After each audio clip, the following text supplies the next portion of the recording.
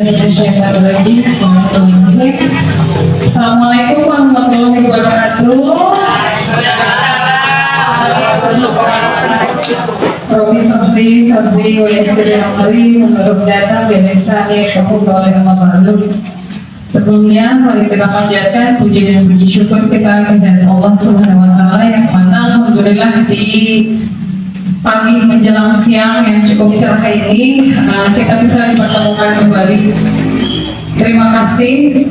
Tidak lupa pula salawat serta salam mari kita limpahkan kepada junjungan kita yang besar Muhammad sallallahu alaihi wasallam.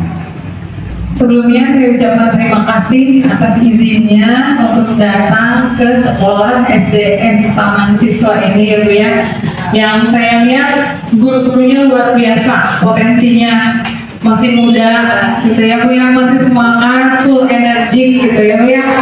Mudah-mudahan dengan kemudian aktif semua dia itu kolaborasinya oke deh, cakep gitu ya. Saya ucapkan terima kasih kepada Ibu Kepala Sekolah SD Taman Siswa, Ibu Rita, Sarjana Pendidikan, kemudian kepada Ibu Pengawas Bina Gugus 1, Ibu Wahyu Nur Hidayati, MPD. Terima kasih berkat beliau disalurkan Ibu ya untuk bisa menjelaskan tentang diseminasi budaya positif di sekolah SDN Taman Siswa. Lanjut ya Bu ya. Sebelumnya mau pemanasan dulu ya, kita ice breaking dulu boleh?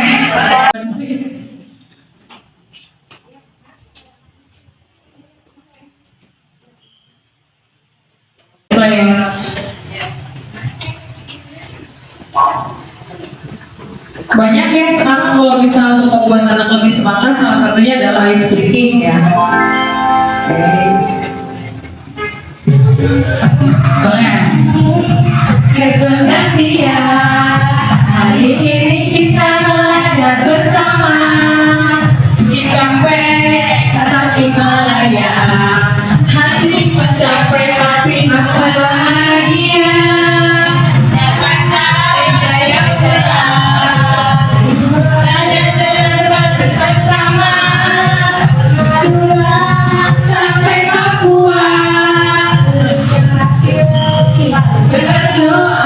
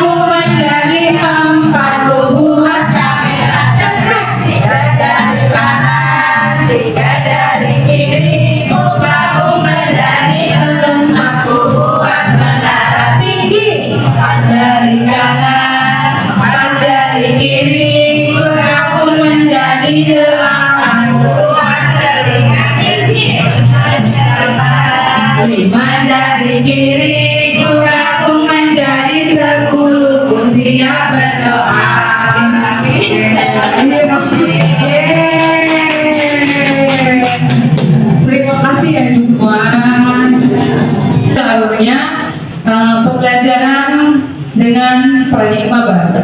Apa sih pembelajaran dengan paradigma baru itu, ya Bu ya? Sebelumnya saya mau iklan dulu ya Bu ya. Nah, salah satunya kita tuh di sini sebagai ambasador guru penggerak, ya Bu ya. Jadi, ayo ikut sama-sama bergabung, bersemangat. Insya Allah manfaatnya banyak dan full ilmunya banyak.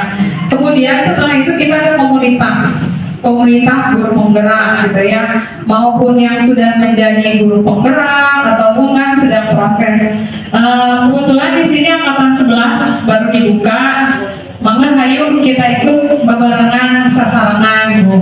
Tidak terbatas usia menuntut ilmu itu.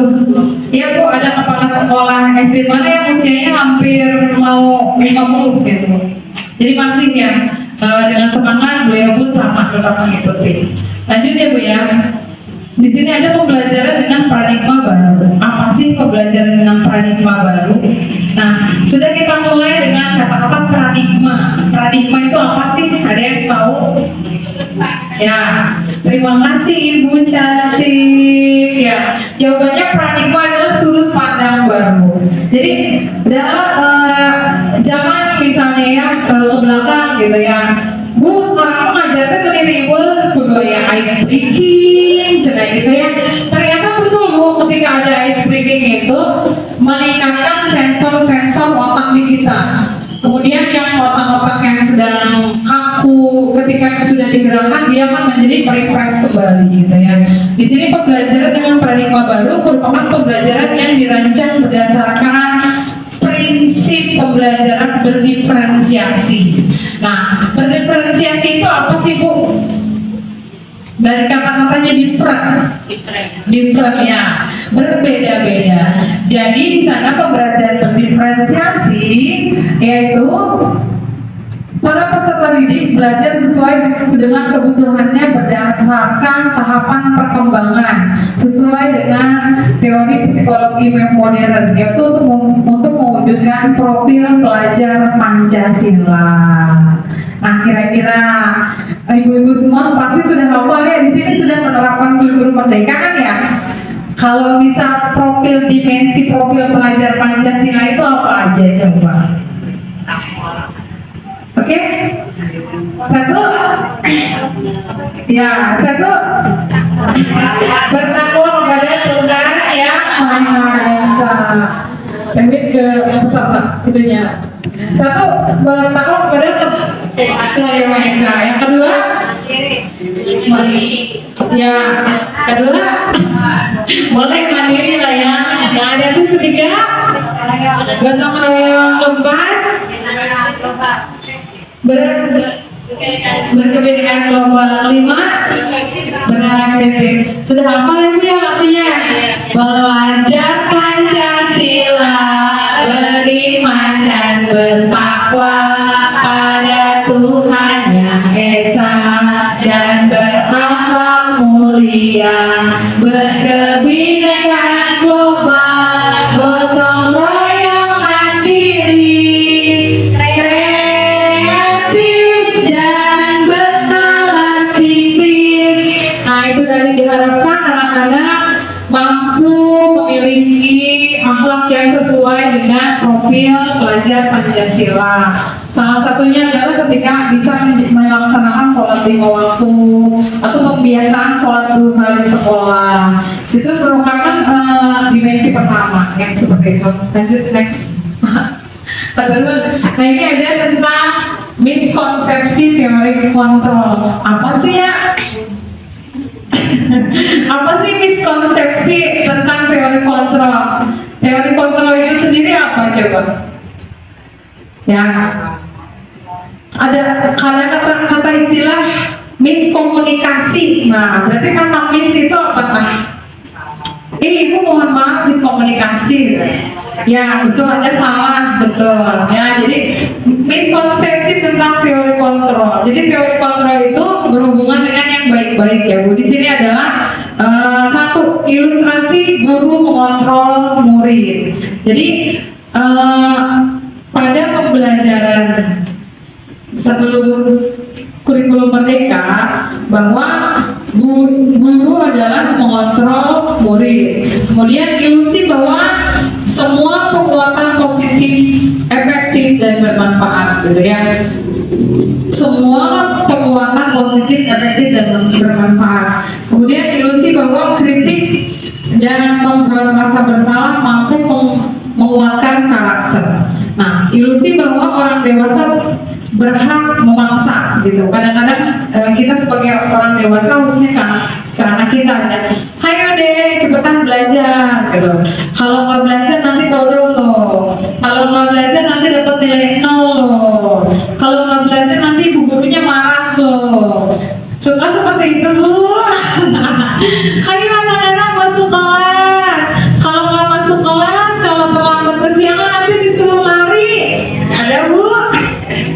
Ya, kalau misalnya terlambat kesiangan nanti suruh upacara bendera seperti itu, atau kau duduk di depan kelas menulis 10 baris, saya tidak akan terlambat kesiangan. Ada Bu yang seperti itu, sesuatu yang salah gitu ya. Betul, itu termasuk ke dalam hukuman yang menghukum anak. Oh ternyata hukuman itu tidak dibolehkan Bu, tidak dibenarkan. Saya di sini berbicara sebagai saya sendiri ya, kepada anak saya gitu ya. Jadi sebelum saya mempelajari materi ini tuh Bu, saya tuh seperti itu ke anak gitu ya. Ternyata ketika dapat materi pertama nangis. Beneran subhanallah Bu, ketika ikutan guru penggerak tuh, nyesel kenapa ya dari dulu gitu. Kenapa baru ikut angkatan sekarang? Ternyata Bu, ketika sudah terjun tuh ilmunya mantap banget. Wow, super deh. Bener-bener Bu, saya ngomong dari hati saya sendiri gitu ya. Karena anak-anak saya usianya masih kecil gitu ya. Terus semua mengurus sendiri. Jadi anak-anak tuh hayu, harus disiplin, harus tepat waktu Bu. Jadi udah kejar tayang. Waktunya kalau telat ya ini semuanya merepet telat semua gitu. Tapi ketika udah gitu, oh iya, ketika anak ayo nih bangun pagi, kalau nggak bangun pagi begini, mandi jangan terlalu lama, pakai baju jangan terlalu lama. Jadi seperti itu. Banyak ternyata ketika kita dalam posisi penghukum ya, ke anak itu dampaknya di sana ada memori daya ingat Bu. Jadi kita nggak mau jadi sosok guru yang dikenang tidak baik gitu ya. Jadi anak itu akan tumbuh kembang menjadi dewasa. Nah ketika sosok dewasa tuh gini, ketemu misalnya kita udah tua gitu ya. Ini saya kenal sama si ibu itu. Dulu tuh yang dulu saya menghukum Bu Mimin. Bu Mimin tuh sering razia. Ya Neng ya. Di sini ada murid saya Bu, ternyata saya malu. Ya, gitu. Jadi dulu tuh saya bagian kesiswaan Bu di SMP ya, di Sanawi itu tukang ngerajia rambut yang gondrong. Nah ternyata karena sebelumnya itu saya belum pernah belajar tentang teori kontrol gitu Bu. Next, nah di sini mengubah paradigma stimulus respon ke pendekatan teori kontrol. Yang dimaksud dengan stimulus respon itu yang tadi ya Bu ya, ketika kita ada di posisi penghukum gitu ya. Di sini ada maaf ya, realitas kebutuhan kita bersama. Nah kebutuhan nanti ada di kebutuhan manusia ya, dan kemudian apa di teori kontrolnya itu realitas kebutuhan itu kita berbeda. Jadi contohnya antara saya dan Bu Mia, saya kebutuhannya misalnya dalam keluarga ini. Terus prioritas saya di keluarga seperti ini. Nah ketika di Bu Mia itu beda lagi. Mungkin kebutuhan di keluarga Bu Mia itu nomor 1, misalnya karena anaknya sudah mulai besar, saya Bu Mia pendidikan yang lebih utama gitu, karena Bu Mia anaknya sudah mulai besar-besar. Kalau saya karena anaknya masih kecil-kecil, masih belum, mungkin boleh saya kebutuhannya boleh ke investasi seperti itu ya. Nah kemudian di sini semua stimulus seksual, semua orang melihat hal yang sama gitu ya. Ternyata kalau misalnya teori tentang teori kontrol, setiap orang memiliki gambaran yang berbeda gitu. Seperti boleh saya, nah ini contohnya apa Bu, kalau boleh digambarkan? Ya, botol kecil berisi air apa gimana? Ya.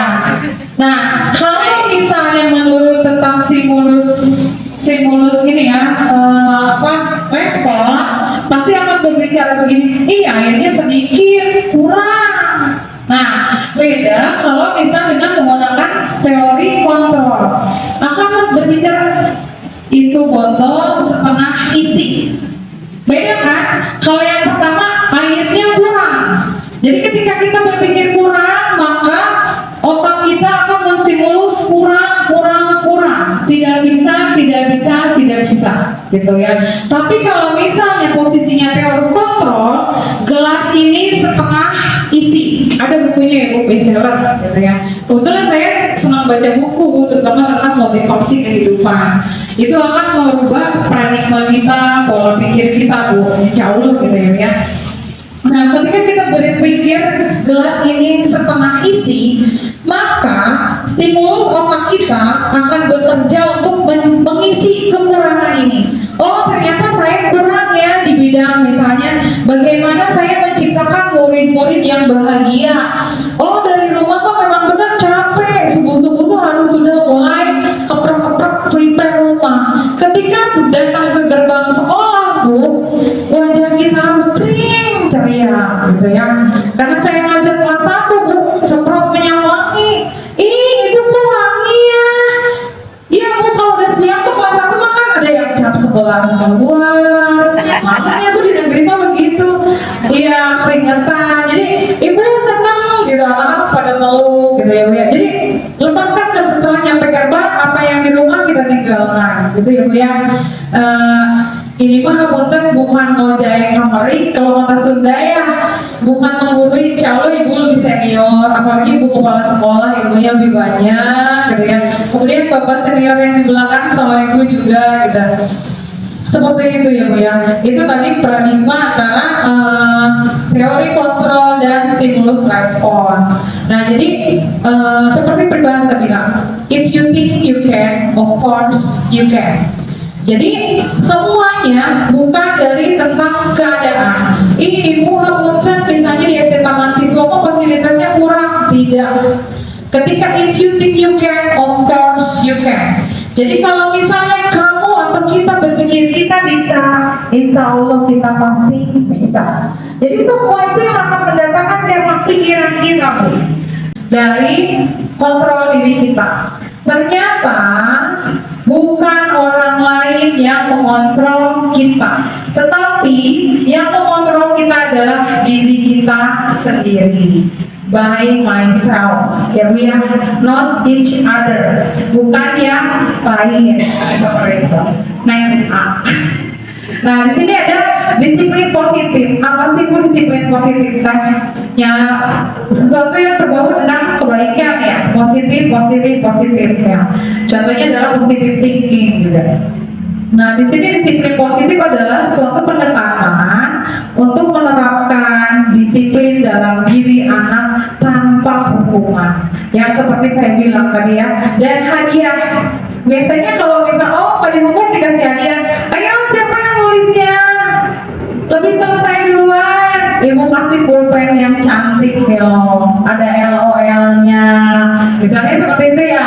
Itu adalah berbasis hadiah atau reward. Reward apakah diperbolehkan? Bu, saya tanya. Boleh. Serius? Reward atau hadiah diperbolehkan?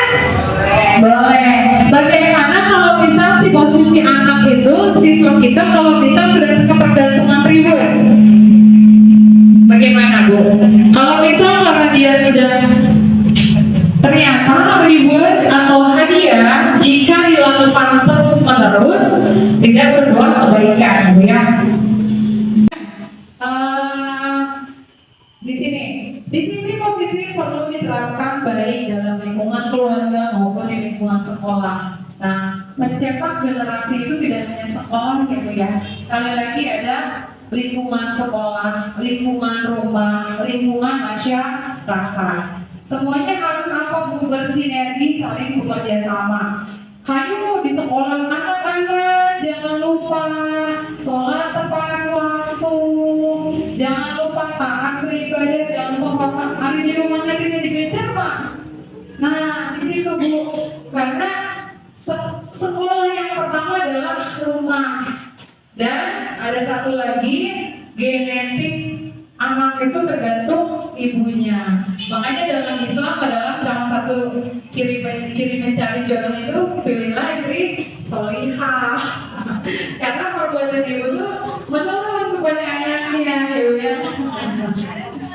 Oh iya, ya itu disolihah kan? Itu yang solihah. Disiplin positif diharapkan tindak kekerasan dapat dihindari. Nah, salah satu untuk menciptakan disiplin positif di kelas adalah dengan adanya kesepakatan kelas. Saya mau tanya, di taman siswa sudah terbentuk kesepakatan kelasnya? Udah. Boleh kita sharing ya, bagaimana menciptakan kesepakatan kelas di sekolah? Atau boleh Bu, saya di kelas 2, saya seperti ini. Sebelum menjadi kesepakatan kelas, role-nya seperti apa? Aturannya seperti apa? Boleh? Apa contohnya Bu? Ya, contohnya buang sampah pada tempatnya. Betul. Nah, ya. Jadi yang pertama adalah disampaikan kepada siswa. Ada aturannya ya Bu ya tentang yang boleh kesepakatan kelas dalam semangat menulis ini. Nah, jadi aturannya adalah anak diajak diskusi. Kelas kita mau seperti apa? Mereka mau mengisi kelas kita seperti apa, gitu ya, seperti itu. Nah, contohnya Bu, kesepakatan kelas kita ketika belajar tidak menyentuh handphone, misalnya. Berarti itu selama pembelajaran tidak tapi anak-anak juga yang tidak diperbolehkan ya. Nah, seperti itu. Apa tidak mengganggu teman, tidak mencoba. Sebenarnya kalau kesepakatan kelas tidak ada kata-kata jangan itu masih larangan. Tapi kalau kesepakatan kelas sudah kalimat positif. Contohnya datang tepat waktu, menghargai sesama. Nah, di sini tadi stimulus responnya bahasanya apa? Menghargai sesama, tidak mengganggu teman. Nah, berperilaku sopan santun, dan itu termasuk kesepakatan ya. Menghormati guru, gitu ya. Jadi sebelum dibuat, disajikan dulu kepada anak-anak, disetujui kamu maunya apa ketika kamu berbuat kesalahan, silakan ambil gitu. Nah, enaknya ada kesepakatan kelas ya Bu ya, jadi anak itu sadar akan kesalahannya seperti apa, menyadari apa yang dia perbuat, kemudian solusi apa yang harus dia lakukan, dan apa dia mau konsekuensinya apa setelah melakukan kesalahan. Jadi kalau kita akan terhindar dari beberapa kejadian ya, karena kan di sini ada kasus guru ya, sekarang guru itu rendah lawan, nyiwin saeutik, dilapor ke, ya kan, mama gurunya galak, aku nggak mau belajar sama ibu itu, gitu ya. Itu mau penting, mencerdaskan bangsa, keren banget bahasanya, mencerdaskan bangsa, tanggung jawabnya juga dari akhlaknya, belum dari segi IQ-nya, gitu ya. Jadi bebannya banyak. Nah, untuk meringankan itu adalah dengan kesepakatan kelas, gitu ya. Karena kalau kita sudah disetujui, insya Allah kita akan terhindar dari itu tadi orang tua yang rewel, ibu mohon maaf anak saya pulang begini, nah, gitu. Itu keamanan untuk kita, salah satunya dengan adanya kesepakatan kelas.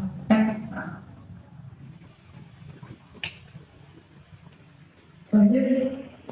Nah, di sini ada disiplin positif. Ya, yang pertama adalah fokus pada tingkah laku positif anak. Ya, kita di sini positive thinking ada. Jadi kita tolak ukurnya adalah melihat hal-hal yang positif. Aset sekolah kita ini apa? Aset Cikampek SD Taman Siswa ini apa? Jadi kita selatan doang. Ya, jadi aset positifnya gurunya masih muda, gitu ya. Berarti kan kalau muda kreatif ya, masih fresh graduate, gitu ya. Perubahan otaknya masih belum lah, masih. Ayo, jadi harus lebih semangat. Terus apa lagi? Oh iya, ternyata di sini sudah terbentuk komunitas belajar yang mau berkolaborasi. Apalagi didampingi dengan ibu pengawas yang hebat, gitu ya, yang super, gitu ya. Insya Allah ibu pengawas kita subhanallah ibu yang memotivasi guru-guru untuk menjadi lebih baik, lebih maju. Nah Bu, saya ingatkan ya untuk nenek yang masih fresh graduate, ayo konten YouTube-nya dibuat. yang rajin. Itu adalah salah satu iklan sekolah daripada iklan ke radio ADS mahal nih. Paiga misalnya ya, kalau misalnya Paiga masuk itu orang tua pada rindu gitu ya. Nanti Paiga datang gitu ya. Nah seperti itu, kita punya nilai jual. Setiap diri kita punya sisi positif. Itu yang harus dipandang. Ya termasuk ibu kepala sekolah dilihat dari guru-gurunya, biar guru-gurunya makin semangat, teman-teman lihat sisi teman-teman dari nilai positifnya Bu. Aku ketemu sama Bumia, aku yang apa berkumia aja. Seperti itu ya, berikan apa ya? Ya, ya, sama Neng juga lupa wajahnya, lumayan kan, tapi namanya lupa. Ya, sama Neng ya, gitu ya. Kemudian apa? Menghilangkan tingkah laku negatif tanpa omelan dan hukuman fisik. Nah, ini yang sulit ya. Mungkin mama banyak kerjaan, aku boleh punya anak kecil-kecil Bu. Begitu kayak anak tiap hari berantem. Nah itu tuh bikin ya. Jadi menghilangkan laku negatif tanpa omelan dan hukuman fisik. Mungkin ini terberat ya. Nah, Ibu coba boleh sharing bagaimana untuk poin ini menghilangkan tingkah laku negatif tanpa omelan dan hukuman fisik. Ada Bu? Atau Bapak mau berbagi Pak? Gimana ya?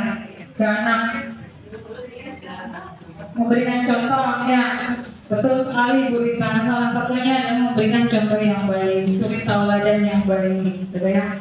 Bagaimanapun kita ngomong berbusa-busa gitu ya, kalau misalnya tidak ada actionnya, hasilnya nihil, hasilnya nol.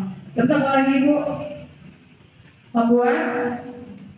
Kalau saya ya Bu ya, ini mah khusus saya di rumah ke anak saya bikin skrip nilainya Bu. Misalnya hari ini sudah bisa bangun pagi tepat waktu. Nah, ternyata sistem kita itu bisa dirubah selama 40 hari. Ketika dilakukan selama 40 hari terus-menerus, it is will be habit, akan menjadi kebiasaan. Jadi mohon maaf ya, the power of words, kekuatan dari kata-kata. Benar Bu, benar banget itu. Ketika kita marah-marah, ngomong, ngacaprak, kemana-mana, itu menjadi apa Bu? Energi buat kita gitu. Dan dia tuh merasa untuk hari-hari itu ya itu misalnya, hari ini saya jenuh, hari ini saya capek. Itu dari pagi sampai sore capek Bu, kayak dipegang pundak tuh dibantu. Tapi makanya di sini kita harus pandai olah otak kita Bu, gitu ya. Ketika kita capek kita ngantuk, ayo dalam hati bangun. Semangat, seperti itu Bu. Jadi seperti tadi yang menurut teori kontrol, yang mengontrol diri kita adalah diri kita sendiri, bukan orang lain, gitu ya. Orang lain hanya sekedar motivator atau hanya sekedar mendorong. Nah, ada roda, misalnya kita ada mobil, highway didorong-dorong, mobil namun gerak-gerak percuma gitu, capek yang mendorong gitu. Tapi kalau misalnya di sini mobilnya udah mau jalan, didorong bisa teriak sedikit pun dia melesat gitu ya. Mungkin seperti itu. Nah, bagaimana kita menciptakan anak didik kita agar bisa melesat seperti roket gitu ya, untuk beberapa pembaharuannya, untuk pembelajarannya, untuk pencapaian budaya positifnya gitu ya.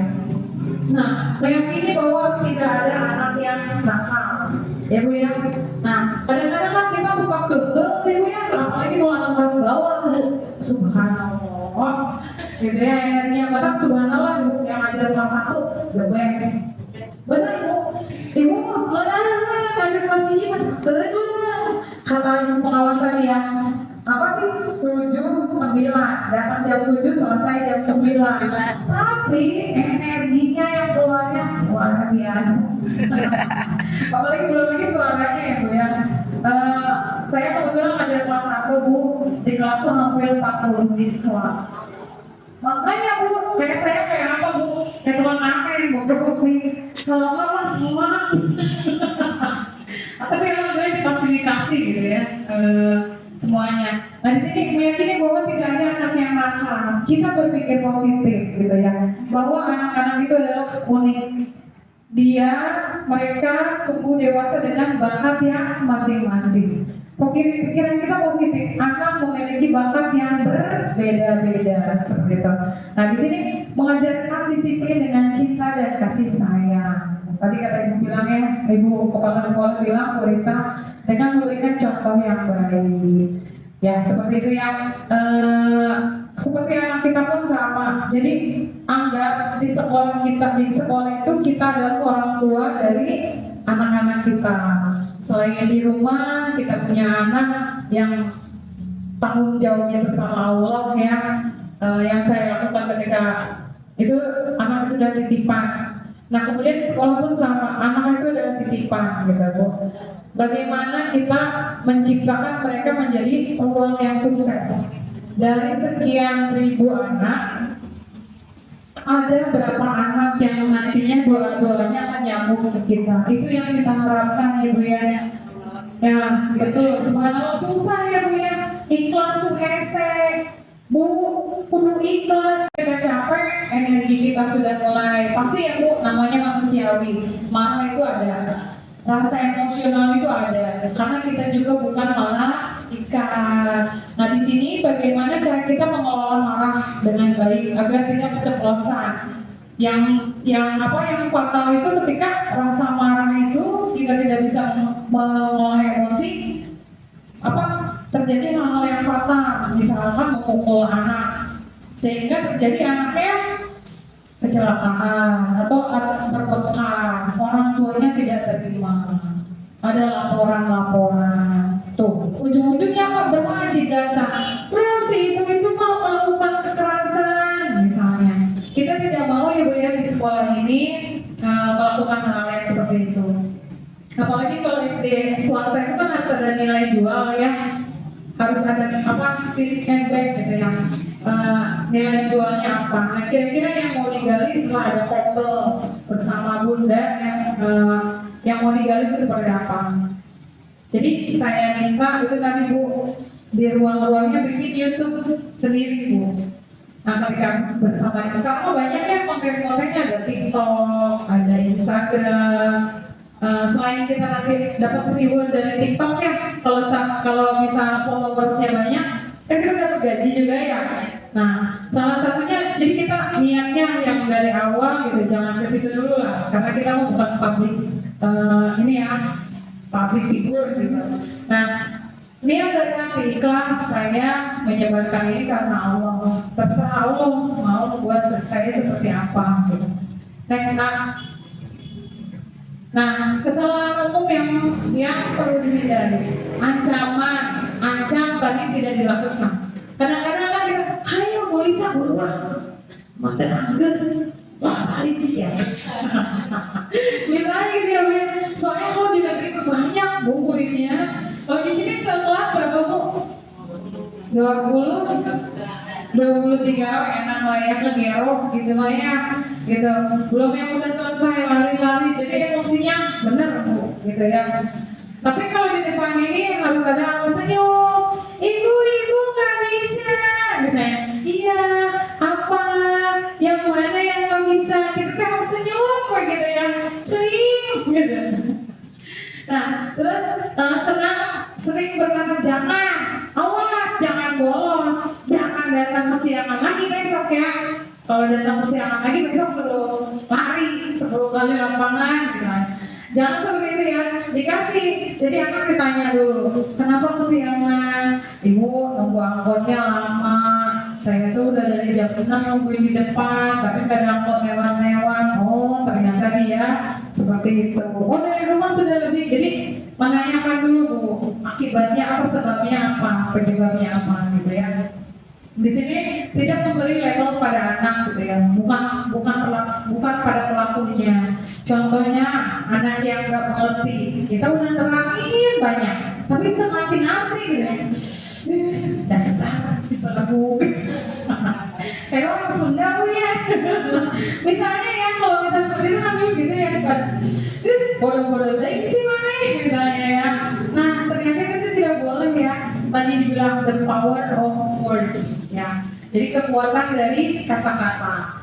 Oh, belum bisa ya. Ayo besok diulang lagi. Kamu pintar, pintar banget gitu. Jadi kita makanya iya ya bu, iya sok semangat besok gitu. Jadi anak apalagi kalau kelas 1, kelas bawah lah 1, 2, 3 gitu. Senangnya dipuji-puji.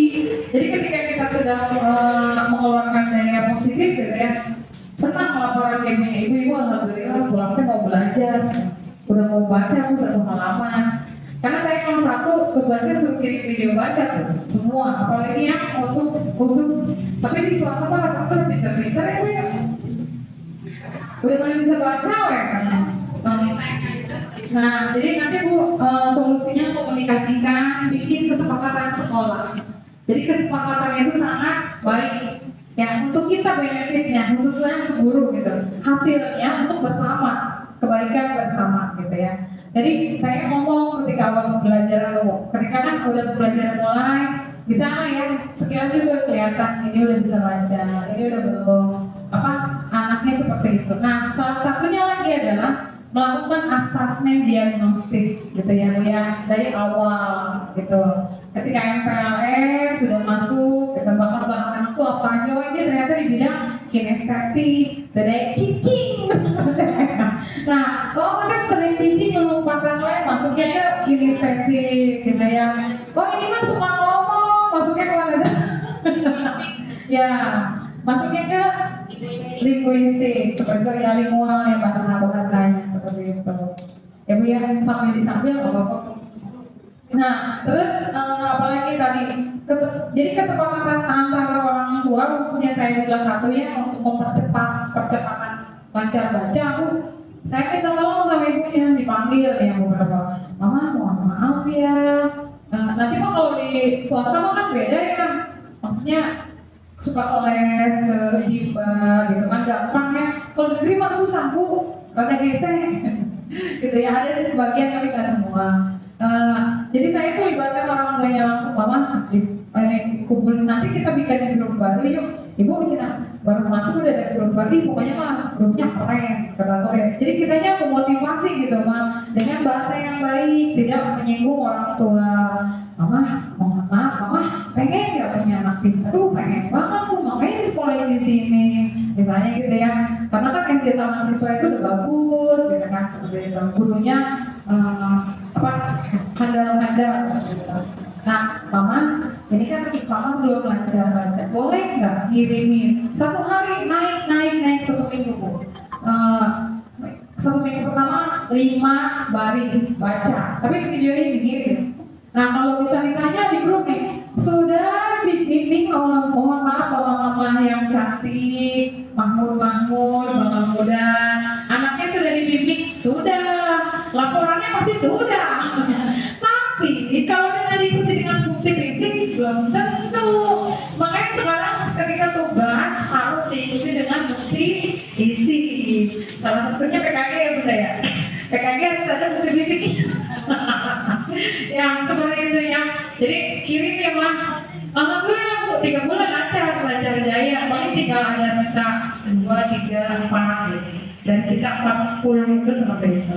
Itu triknya ya Bu ya, untuk berbudaya positif. Tidak mulai dulu dengan mulai beli anak bodoh. Saya tuh dulu terus terang. Jadi ketika dulu saya ngajar di SMP, ya yang beda levelnya. Karena dulu tuh saya pernah ngajar di SMP dan SMU. Pendekatan dengan anak dewasa dan anak bawah itu lain. Tanya-tanya itu gimana ya? Dibilang sistemnya belum keluar Bu. Bener. Sebelum mengenal teori kontrol, bener Bunda. Bener nih. Itu banget ya. Jadi karena apa Bu? Kalau misalnya untuk orang anak sudah mulai remaja harus ada lebih gitu ya. Kayak rambut udah dipanggil. Ternyata ketika kita marah-marah itu berefek. Mereka berefek iya, tapi bukan dalam hatinya. Karena adanya rasa takut. Jadi disiplinnya bukan dari hati. Gitu ya. Nah, di sini tidak konsisten. Betul ya. Perubahan membutuhkan sebuah konsistensi. Nah, perubahan tidak bisa dilakukan sendiri. Di sini yang berniat itu yang pengen baik ke gurita kejar sekolah-sekolahan. Ayo tiap hari supervisi ke kelas-kelas. Ayo gurunya cari wae berbawa bu. Nah itu dia. Terus kita mantan ada bumbunya. Tapi mah kepede misalnya. Jadi bukan fisiknya, tapi kayak beauty-nya. Seperti yang itu misalnya, oh dia mah ramah. Oh ternyata misalnya Nia yang Neng misalnya anaknya rajin. Kalau ketika temannya minta tolong tuh langsung gercep. Oh Aida mah Aida tolong print ini langsung sigap seperti itu. Nah itu adalah salah satu contoh budaya positif yang merupakan aset sekolah yang harus dipertahankan, gitu ya. Jadi ketika melihat sisi orang lain, lihatlah dari hal-hal positifnya, jangan yang negatifnya. Misalnya yang sih gue sama cewek, bicara kayak orang, misalnya ya, jangan nanti ujung-ujungnya jadi gibah, gitu ya. Jadi lihat aset yang positifnya. Oh ternyata dia kan ceweknya itu apa? Hal-hal kebaikan. Biasanya guru senior khususnya di sekolah saya seperti itu bu. Buruan, ada bisa sanca ibu pengawas data, terus saya kan duduk di meja. Tuh, benar bu, maksudnya ya, benar saksinya ada, saya nggak bohong. Tuh bu itu kayak di senior saya seperti itu bu, alhamdulillah gitu ya. Kita subhanallah. Jadi beliau itu sebelum pensiun 2 tahun lagi, tapi aura kesedihannya itu nggak ada gitu bu. Padahal masih 2 tahun gitu ya. Aduh ya Allah, kalau si ibu itu pensiunnya gimana ya, sekolah sana kan gebrak-gebrak. Iya. Ya udah tahu ya bu ya. Jadi subhanallah, jadi sampai terkenal beliau itu baik gitu kan. Jadi ke yang hal-hal positif gitu. Saya pun banyak belajar dari beliau bu. Ketika sudah bersinergi dengan beliau. Sebelumnya saya kan ngajar kelas tinggi ya bu ya. Baru berapa tahun. Jadi subhanallah efeknya bagus. Neng tuh, itu banyak. Masa depannya masih lama, panjang sok. Neng, mau bisa mah? Aku kan bilangnya Neng haji ya ke anak. Neng, mau bisa mah kalau mau pensiun lah, tambah 5 tahun dari aku. Bu, Neng kan liur, cina itu mau yang laptop segala. Ya, next jadi tadi agar konsepnya cari followers kita yang banyak, khususnya yang baik kan. Nah di sini nilai-nilai kebajikan universal. Nah nilai-nilai kebajikan universal adalah nilai-nilai yang dianggap baik dan diinginkan oleh hampir semua budaya dan masyarakat di seluruh dunia. Jadi universal itu sama ya, mau di Indonesia, mau di Malaysia, mau semua rata. Nah, meskipun budaya dan tradisi berbeda-beda, ada sejumlah nilai-nilai dasar yang dianggap universal karena mereka mengandung kebaikan, kemudian kerjasama sosial, kesejahteraan manusia secara umum. Next. Nah, di sini adalah nilai-nilai universal antara lain adalah keadilan. Jadi kita tuh harus adil. Oh, ini mah anak orang kaya, ini mah anak anggota DPR, sama anak tukang ojek, misalnya gitu. Iya, anak tukang ojek mah ya, lalu balik, jangan kene wae.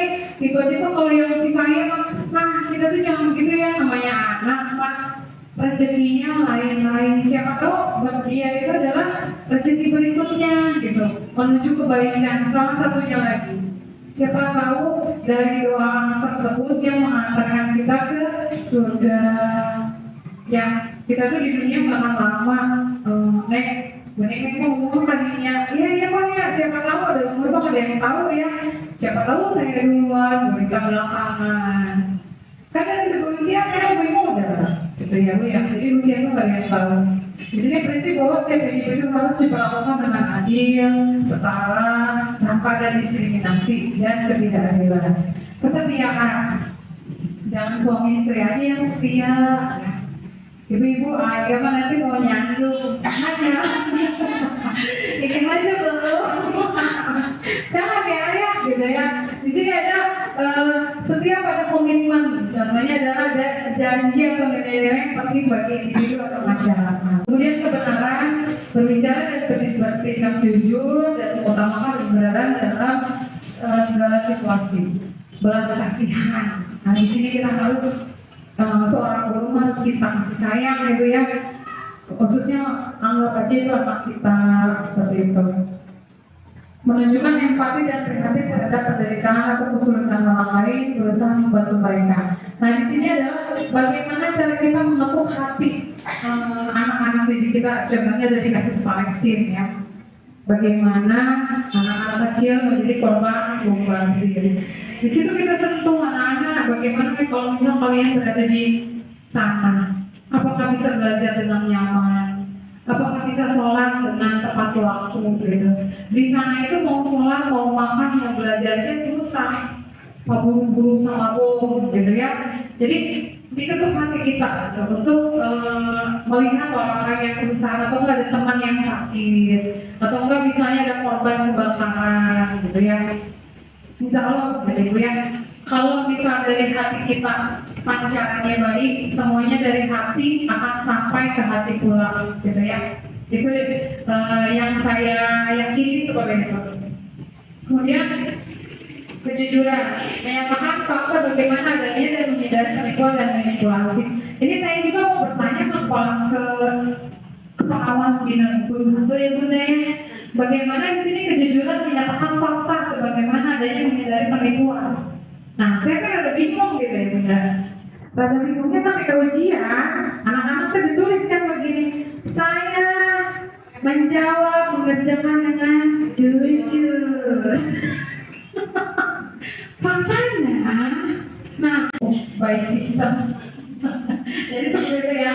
Kemudian kemurahan hati, memberikan dukungan atau bantuan kepada mereka yang membutuhkannya tanpa pamrih. Nah, tadi ketika misal teman-teman nih udah siap dengan PKB-nya masing-masing, itu kan mau belajar dibutuhkan ya. Ternyata di sini tuh fasilitas sudah ada, tapi belum yang menggunakan masih beberapa orang. Nah, di situ tadi Bu, insya Allah kalau sebuah kebaikan akan mendatangkan kebaikan juga. Insya Allah akan Allah kirim gitu, balasannya gitu, sekecil apapun. Next. Nah, di sini ada kebutuhan dasar manusia. Aktualisasi itu pengembangan diri, pemenuhan ideologi dan lain-lain. Nah, di sini adalah salah satunya pengaktualisasian diri, mengupgrade, ya Bu ya. Jadi ternyata kita itu tidak hanya kita yang manusia itu perlu mengupgrade diri. Jadi tidak ada stuck, ya. Jadi belajar dan belajar, long life education, apalagi untuk guru ya. Jadi belajar sepanjang hayat. Yang alhamdulillah di sini pengawas buku satunya begitu support banget ya Bu ya. Ada Pak Tatang, ada Bu Wahyu gitu ya. Sebenarnya kalau menggebrak gitu guru-gurunya, ayo Cikampek hebat, Cikampek bisa, Cikampek keren gitu ya.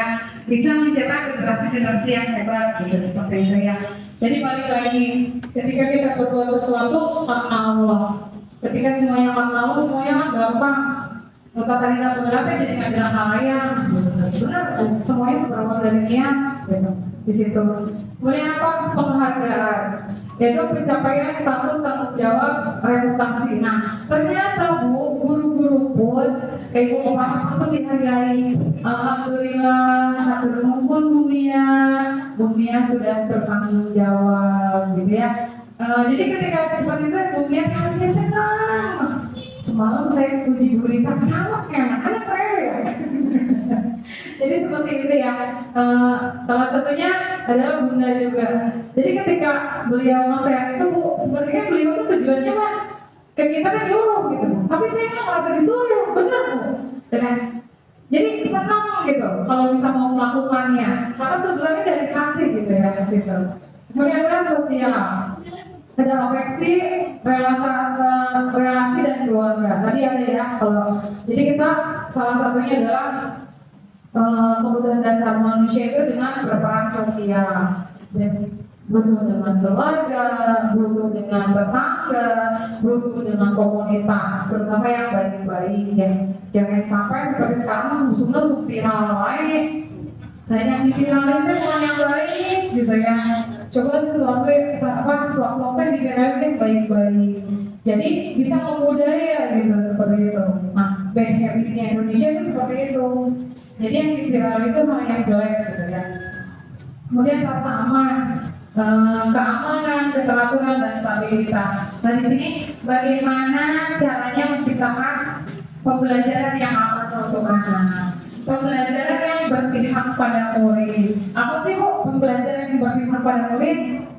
Apa namanya tahu ya? Apa nggak Bu? Pembelajaran yang berpihak pada murid kira-kira apa?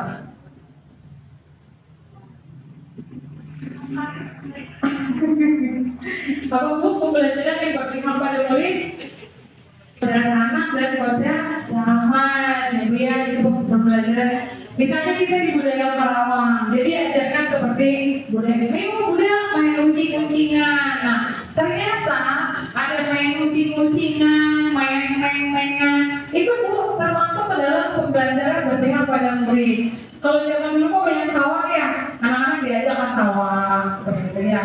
Nah, jadi kita nyari yang sesuai dengan konteks sekolah kita apa. Nah, di sana anak itu pada zamannya. Kalau zaman dulu nggak ada HP kan Ibu ya? Nggak ada. Kalau zaman sekarang kan HP mau bayi kalau berhenti nangis sama HP bukan sama ibunya. Yang ngaji tahu kan HP dimancing HP gitu ya.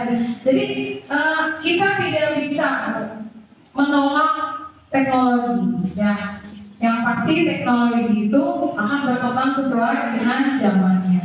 Nah, coba menciptakan anak pembelajaran menulis puisi untuk anak-anak tingkat tinggi seperti itu, gitu ya, agar anak tidak pernah bosan. Agar ada sesuatu hal-hal yang baru. Oh, aku senang ya belajar sama ibu siapa yang perlu merah hati. Saya senang ya belajar sama Bu Anissa untuk semangat. Misalnya, terus saya yang pakai kacamata berbaju hitam. Oh saya senang sama belajar sama Bu Dian mah ramah, penyayang, misalnya jadi. Baik hati dan tidak sombong, rajin mengaku, ya seperti itu ya. Terus yang pakai baju putih ya saya kenal itu. Ya Bu, saya malah kurang makan, kurang tidur, ngajarnya jadi kuatan. Malah nggak koneng, ya tunggu Bu, apa gitu ya. Bukan dengan gudang kayak cicing, jangan emosi gitu ya, gitu ya. Nah, jadi semua kebutuhan dasar manusia harus dipenuhi secara seimbang, berlebihan juga jangan. Nah di sini ada motivasi intrinsik. Sebelumnya ada apa itu motivasi intrinsik? Boleh dipegang bisa. Kemudian kita siapa tadi?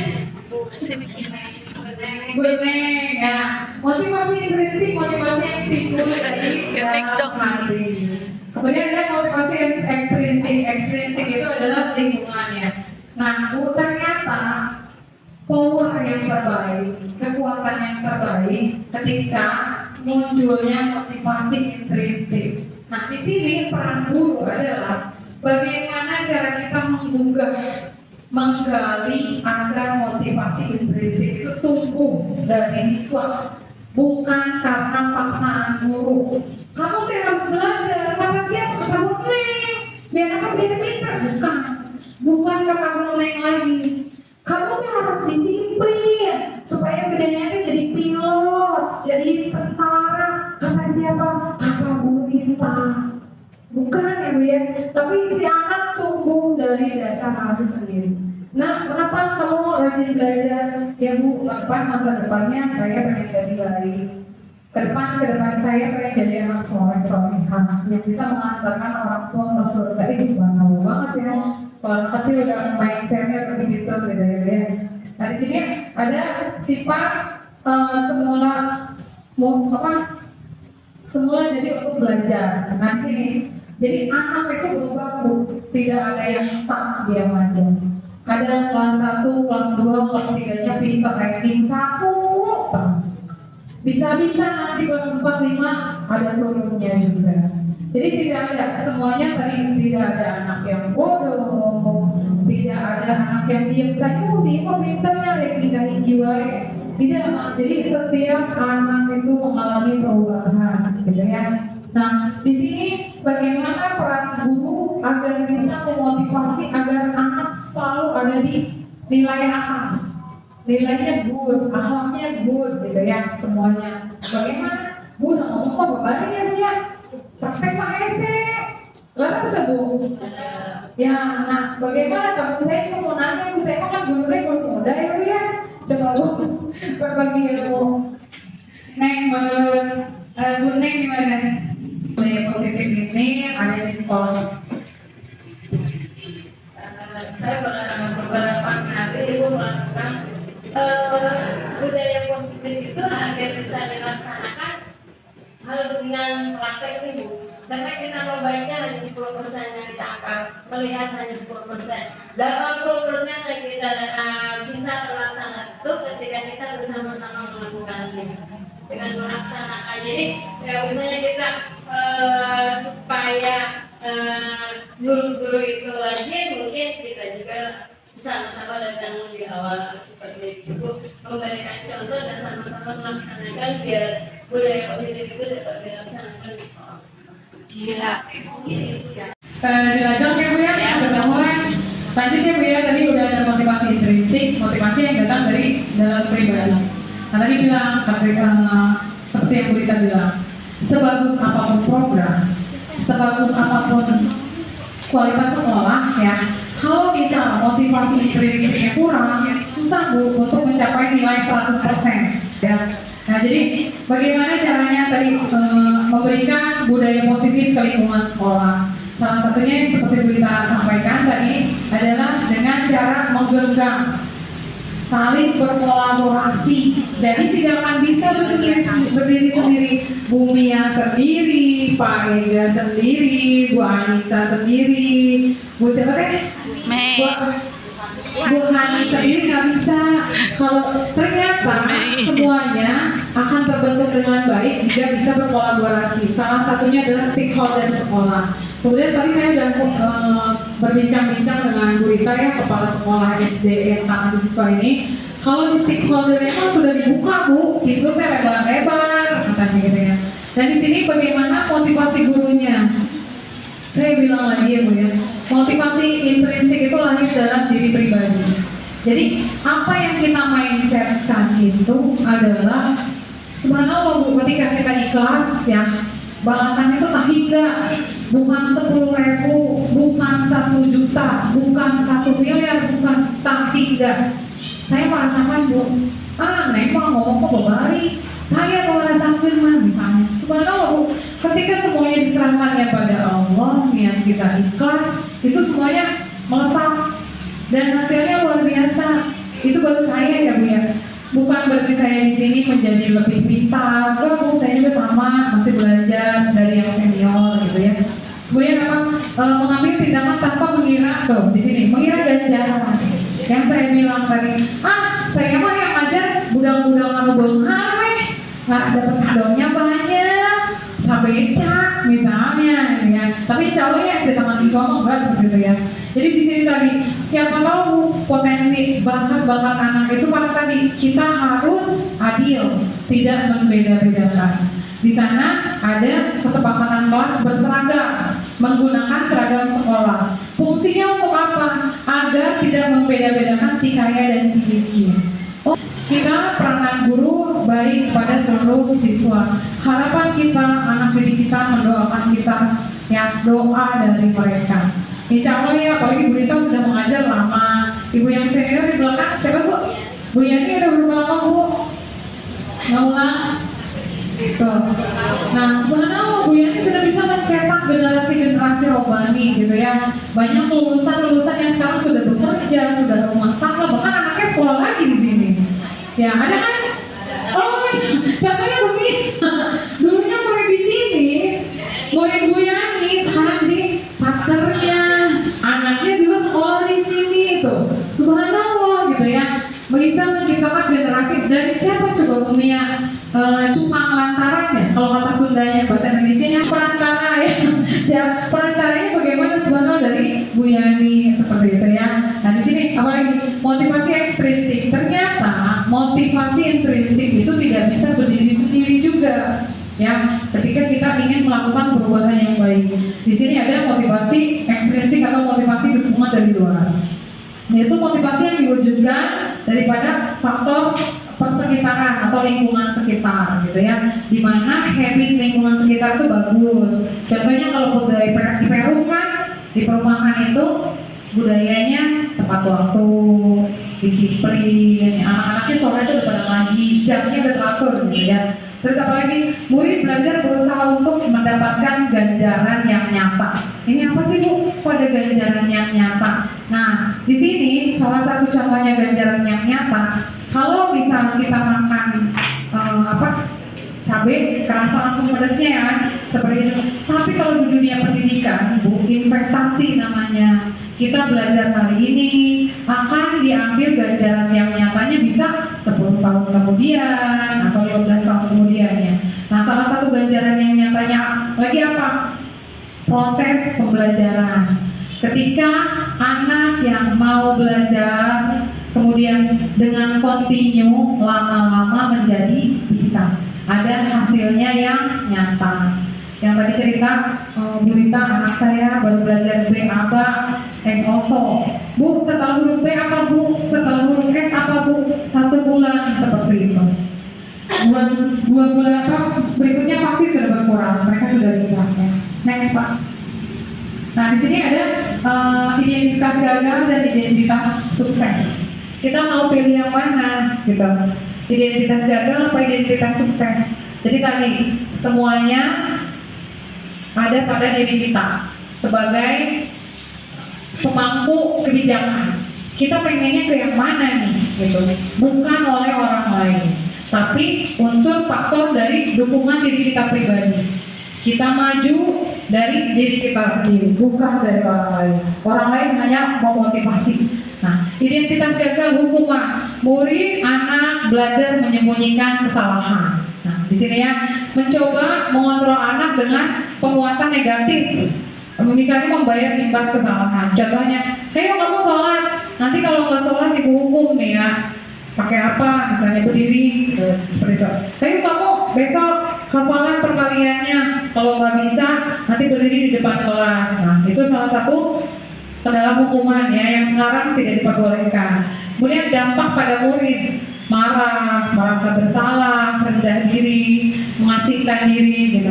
Tiba-tiba tidak diharapkan atau sangat melukai gitu. Kamu ngapain datang ke sini? Tahu nggak kehadiran kamu tuh gak diharapin, tahu nggak? Nah, ketika kita ngomong gitu ke anak terbuka hatinya gitu ya, seperti itu. Di sini ada identitas kesuksesan disiplin. Jadi anak diajarkan Bu. Nah contohnya ketika datang tadi tidak ditanya alasannya kenapa datang. Di sini ada tahap-tahap segitiga restitusi ya nanti akan dijabarkan. Konsekuensi itu apa sih Bu? Jadi anak dilibatkan, logikanya main gitu ya, diajak. Nah di sini konsekuensi murid tidak belajar taat peraturan. Konsekuensinya apa? Jadi ditanya besok kalau kamu datang kesiangan lagi, konsekuensinya apa? Misalnya, Bu, besok saya mau hafalan perkalian. Kalau saya datang terlambat lagi, itu muncul bukan dari perkataan gurunya, bukan, tapi pernyataan kesadaran dari siswanya. Dia mau pilih kesepakatan kelas yang mana, yang sudah ada ketika pembentukan kesepakatan kelas. Karena macam-macam ya, mau buang sampah pada tempatnya, mau membersihkan tiket membantu temannya. Konsekuensi yang mau diambilnya apa? Mencoba mengontrol anak dengan penguatan positif. Nah tadi bahasanya dialih ya, intinya mah tadinya eneng tujuan nama. Contohnya, mohon ya besok datang tepat waktu ya sayang. Nah, yang bahasa positif. Kata lain, besok jangan terlambat datang ya, awas kalau terlambat tuh. Intinya mah sama, tujuannya supaya anak datang tepat waktu. Tapi dengan bahasa yang berbeda akan menghasilkan power yang berbeda gitu, kekuatan yang berbeda seperti itu ya. Kemudian apa? Kehilangan hak waktu jeda seseorang di time out atau penahanan. Detention gitu ya. Nah contohnya seperti apa kalau time out atau detention? Ayo yang belum selesai jangan pulang, selesaiin dulu tugasnya. Sering seperti itu ya Bu ya. Apalagi guru kelas bawah, kalau nggak begitu susah ya Bu ya selesai nulisnya gitu. Tadi ya sudah diketahui dan masuk akal. Ketika konsekuensi diberikan kepada anak, kita tahu kalau anak sudah memahami konsekuensi apa yang akan mereka ambil, ya. Contohnya, nah jalan tunggang tengok kanan kiri, kenapa coba? Kita tanya langsung, iya bu, kalau nggak ke kanan kiri nanti ketabrak tuh. Anak dengan tidak kita memberitahu, anak sudah mengerti dengan sendirinya, seperti itu ya bu ya. Nah ini restitusi, murid anak-anak belajar memecahkan masalah. Kalau di ketiga restitusi ada tahapan satu lagi bu. Tadi saya bilang Neng Mimin kenapa ya proses pembelajarannya khususnya baca tadi bisa mencapai waktu yang cepat gitu ya. Sebenarnya nggak cepat sih bu, ada perbedaan karena daya tangkap anak lain-lain ya. Kemampuan anak lain-lain gitu seperti itu. Jadi restitusi diajak anaknya ngobrol. Nah, kamu kenapa kesiangan? Ini bu, misalnya saya bantuin ibu dulu jualan, misalnya ibunya jualan di pasar. Oh begitu ya. Besok kira-kira mau datang terlambat lagi enggak? Enggak bu. Nah, kira-kira menurut kamu solusi apa nih misalnya agar Bu Neng gak datang terlambat? Kita tanya langsung sama peserta didiknya. Misalnya Bu Neng di sini ya, saya umpamakan jadi peserta didik. Kata Bu Neng, iya bu, besok nanti saya bilang ke ibu saya membantu di pasarnya agar sampai jam setengah 6 saya pulang ke rumah, langsung mandi, langsung pergi ke sekolah. Jadi anak dilibatkan, bukan dari kita, dari anak. Ajak anaknya, kira-kira solusi apa sih yang akan, nah segitiga restitusi ini bisa diterapkan untuk guru-guru. Misalnya tadi membangun motivasi budaya positif ya. Jadi di sini ada, tapi sebenarnya kayak Bu Rita dilihat rajin ya, visiting gitu kan ke kelas-kelas. Neng, kira-kira menurut Neng bagaimana? Apalagi kalau nilai swasta itu kan harus ada nilai jual ya, agar prosesnya itu anaknya banyak yang masuk gitu iklannya. Bagaimana tadi menciptakan pembelajaran yang berdiferensiasi, berbeda-beda. Kemudian apa? Oh boleh yang kita perbuat itu gak sia-sia, ada hasilnya. Oh boleh bu, misalnya Bu Yani mau masukin link YouTube videonya, boleh gitu ya. Nanti rekam jejaknya ada gitu anak-anaknya. Oh ketika anak kelas 1 ternyata sekarang udah kelas 5, lihat videonya. Ini tuh ketika saya kelas 1 dulu gitu ya. Jadi ada memorinya. Terus apalagi mencoba mengontrol anak ya, tadi anak paham bahwa dirinya sendiri yang punya kendali tadi. Yang punya kendali dari diri kita adalah diri kita sendiri, bukan gurunya. Tapi bagaimana caranya tadi menggali dengan cara segitiga restitusi. Anak ditanyakan bagaimana dia menemukan solusinya dari permasalahannya. Di sini kalau nggak stakeholdernya menemukan bagaimana caranya menemukan dirinya dari solusi dari permasalahan guru-gurunya, mungkin seperti itu ya. Nah, di sini kemudian murid-murid atau anak tidak kehilangan waktu namun bersemangat untuk memperbaiki diri. Nah, jadi ketika tadi posisi kontrol kita ada di manajemen, tidak menghakimi anak, tidak berkata-kata kasar sehingga tidak down anaknya. Jadi tetap semangati, alhamdulillah ya aku dikasih motivasi sama Bu Mia. Iya semangat ya sayang, besok ibu kangen kamu, besok ibu pengen ketemu kamu lagi. Kamu kangen gak sama ibu? Kangen bu. Tapi anak-anak kasih, jadi ketika kita nggak masuk kan ditanyain, ibu tadi kemana nggak datang? Ada sampai yang saya kemarin pas loka karya, murid saya nggak mau masuk bu, gurunya bukan Bu Mimin, nangis. Gitu ya, seperti itu. Jadi ketika misalnya kita sudah meraih hatinya, next up. Nah ini 5 posisi kontrol ya, 5 posisi kontrol guru. Ada satu penghukum. Ya, jadi seorang penghukum bisa menggunakan hukuman fisik ataupun non fisik. Kemudian membuat orang merasa bersalah. Biasanya guru akan bersuara lembut. Nah, kalau penghukum seperti tadi datang ke siang, Leo kamu nulis 10 baris. Cepetan, saya berjanji tidak akan datang kesiangan. Nah, itu posisinya penghukum. Kalau bisa membuat orang bersalah seperti ini ya Bu ya. Misalnya Bu Neng. Nah tiba-tiba Bu Neng mau ada kepala sekolah yang datang, ada murid kesiangan. Misalnya namanya si Abi sih datang kesiangan tuh kan. Bu Neng jadi dimarahin sama kepala sekolah.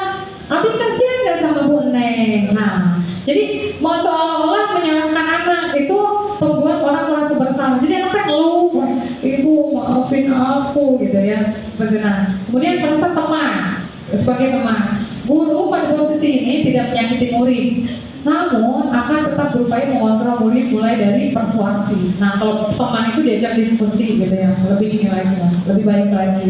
Di sini ada monitor atau pemantau, monitor atau mengawasi. Yang tadi yang checklist yang kurang-kurang, kita sebagai monitor, mengontrol. Manager. Nah, di sini posisi yang paling baik di antara yang kelima posisi adalah sebagai posisi manager, di mana merespon yang menunjukkan tanggung jawab guru dalam posisi terakhirnya. Manajer adalah posisi mentor, di mana guru berbuat sesuatu bersama muridnya, kemudian mempersilahkan muridnya untuk mempertanggungjawabkan setiap perbuatannya. Jadi diraih hatinya ya Bu ya.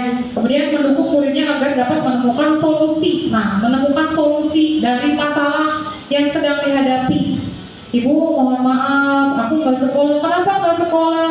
"Nggak punya sepatu, Bu," misalnya. Atau nggak, "bajunya kotor." Nah, besok agar kamu menghindari baju kotornya, supaya tidak bisa ke sekolah dengan baju yang bersih harus seperti apa. Jadi kita tanya anaknya, anak itu agar mengungkapkan pendapatnya. Kita jarang ya Bu ya, untuk melibatkan anak untuk berpendapat. Makanya anak-anak Indonesia itu jarang yang berani Bu bertanya, jarang yang berani mengeksplor apa yang dia bisa. Itu kelemahan Indonesia Bu. Padahal potensi negara Indonesia itu subhanallah Bu, banyak. Nah, bedanya kalau misalnya di luar negeri itu stimulus kontrolnya untuk menggugah rasa motivasinya itu tinggi. Menanya kepada anak, salah satunya adalah dengan anak belajar untuk mengungkapkan tadi ya, mengungkapkan pendapatnya. Next. Nah, kita tanya ya pada diri kita sendiri, pada guru-guru hebat semuanya, sampai di mana sih posisi kontrol aku itu ada di mana? Apakah poin 1 pemarah? Apakah poin 2 merasa bersalah? Apakah poin 3 sebagai teman? Apakah poin 4 sebagai monitor? Atau poin yang kelima terbaik yang kita inginkan? Nah, di sini kita bertanya pada diri kita sendiri, gitu ya. Next up. Nah, di sini tahapan segitiga restitusi yang tadi saya bilang ya. Yang pertama memvalidasi tindakan yang salah. Anak ditanya penyebabnya apa, jangan langsung dimarahin. "Kamu kesiangan ya?" "Iya, kamu sih kesiangan wae, keberangan wae, iya ada kami suka ya." Jadi anak udah dalam duluan ya. Jadi jangan. Jadi kita harus memvalidasi dulu tindakan yang salah. Kemudian apalagi menstabilkan identitas dulu ya, menstabilkan identitas dulu. Tadi ditanya setelah dia itu menstabilkan identitas dengan cara apa? Setiap orang pasti punya kesalahan, tidak ada manusia yang sempurna. Ibu juga dulu pernah melakukan kesalahan. Nah, itu tadi lah menstabilkan identitas. Ketika ada anak yang salah, kita tanya, "Bu, mohon maaf, saya datang terlambat." "Iya, kenapa?" "Ya Bu, saya itu membantu orang tua di pasar." Nah, menstabilkan, "Ya, Ibu juga pernah melakukan kesalahan, pernah datang ke sekolah terlambat, tapi Ibu mencoba untuk memperbaiki diri." Nah, kemudian yang terakhir itu menanyakan keyakinan. Kira-kira Abi datang terlambat sudah termasuk ke kesepakatan kelas kita? "Tidak Bu," misalnya ya. "Kesepakatan kelas kita datang ke sekolah jam berapa?" "Jam 7," misalnya seperti itu ya Bu ya. Sampai di sini dipahami ya Bu ya. Next up. Nah, terima kasih atas berbagi ilmunya. Mohon maaf atas segala kekurangannya. Nanti sudah ini ada permen tanya jawab ya. Boleh Bu ya, siap.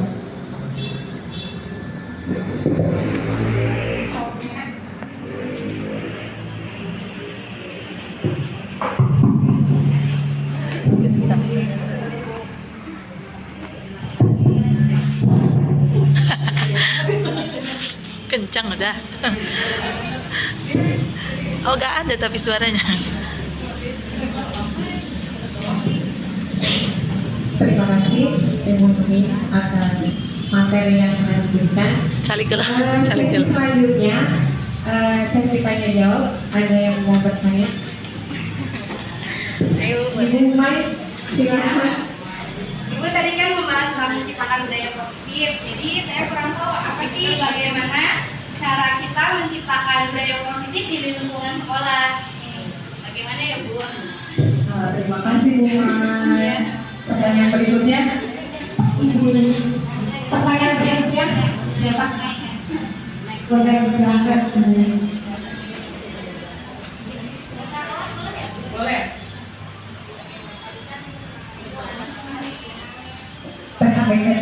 Pakainya ya, biar kedengaran. Itu ada bahas bahwa kita di Indonesia itu anak-anak kurang bisa berekspresi ya. Kan? Kita sebagai guru di kelas sudah mempersiapkan media pembelajaran, kita sudah mempersiapkan apa yang akan dilakukan hari ini. Tapi ketika pembelajaran berlangsung, ada anak yang ternyata tidak suka dengan pembelajaran kita hari ini. Itu gimana Bu solusinya? Terima kasih. Saya akan mencoba menjawab dari pertanyaan dunia ya. Bagaimana kita menciptakan budaya positif di sekolah, gitu ya. Salah satunya tadi yang sudah dibicarakan oleh kepala sekolah kita, Ibu Rita ya. SDN jika SDN Taman Siswa, SDS Taman Siswa. Nah, dengan cara memberikan contoh teladan yang baik. Tanya unsur-unsur intrinsik yang ada pada diri kita. Perubahan yang akan kita lakukan harus muncul dari dalam diri kita. Itu yang pertama. Yang kedua tadi memberikan contoh teladan yang baik, gitu ya. Yang ketiga yaitu mencari followers.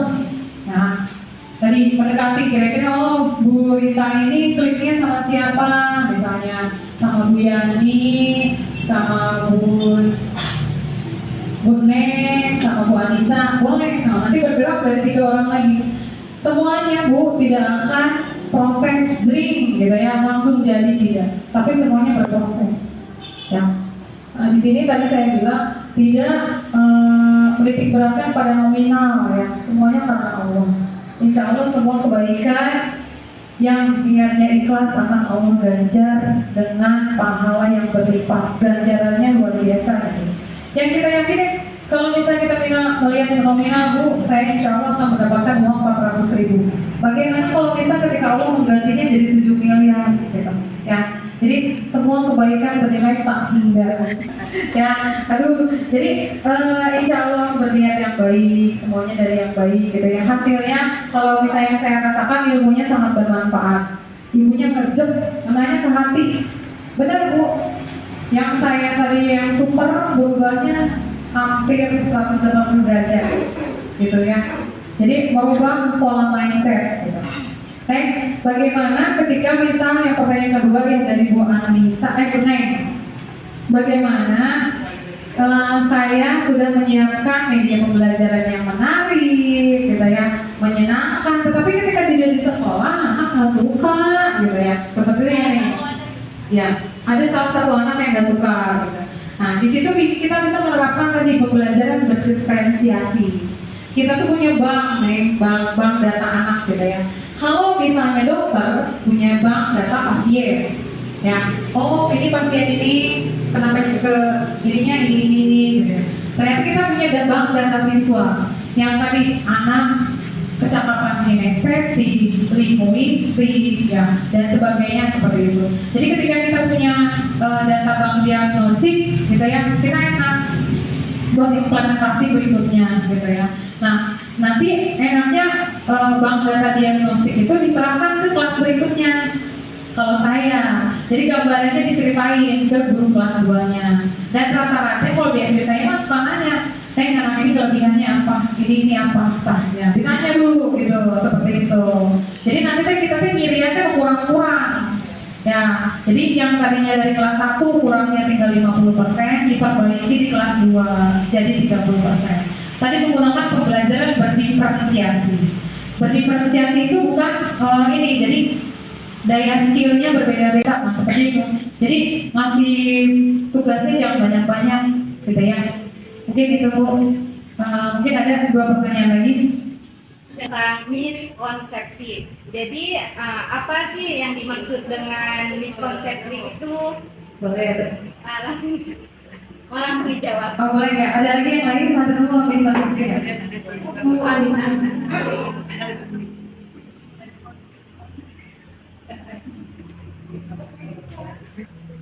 Apa dampaknya motivasi intrinsik bagi siswa? Apa dampak motivasi intrinsik bagi siswa ya? Oke. Nah, saya jawab ya Bu ya. Miskonsepsi. Nah, miskonsepsi itu kesalahan dalam berkonsepsi. Kesalahan konsep ya Bu. Zaman dulu anak dimarahi akan menjadi sosok anak yang baik, misalnya ya. Ternyata itu miskonsepsi ya Bu ya. Ternyata anak itu tadi diterapkan kepada digugah hatinya dengan berbahasa positif gitu ya, seperti itu. Jadi kebutuhan kita berbeda gitu. Ternyata kalau misal di teori kontrol itu kebutuhan kita berbeda. Kemudian menyamaratakan kemampuan anak. Nah, ternyata di teori kontrol itu kemampuan anak berbeda-beda. Jadi dialihkan ke bahasa yang positif seperti itu. Misalnya contoh ini, kalau misal menurut bahasa ininya air ini kurang, tapi kalau untuk yang budaya positifnya air ini setengah isi setengah kosong, mungkin itu ya. Terus yang kedua pertanyaannya motivasi intrinsik, dampaknya bagi siswa ya. Nah, motivasi intrinsik itu adalah motivasi yang tadi yang disampaikan, motivasi yang lahir dari dalam diri pribadi. Nah, di sini bagaimana dampaknya? Dampaknya sangat luar biasa sekali. Anak yang dikasih motivasi dari gurunya dibanding dengan yang motivasi intrinsik itu akan majunya. Kalau yang motivasi intrinsik bisa maju sampai 80%. Kalau yang motivasi dari guru misalnya hanya 60%. Nah, motivasi intrinsik plus motivasi guru bisa mencapai 100%. Jadi motivasi lingkungan dari luar pun sama, dibutuhkan juga. Tapi signifikannya dampak perubahannya itu jika kita lalui dari motivasi intrinsik itu hasilnya akan lebih luar biasa lagi. Nah, di sini peran kita sebagai guru-guru hebat bagaimana menciptakan motivasi intrinsik pada anak. Coba digali. Kita punya satu kelas 35 siswa, 20 mahasiswa. Subhanallah bisa memotivasi intrinsik anak agar keluar gitu ya. Cukup mungkin ya.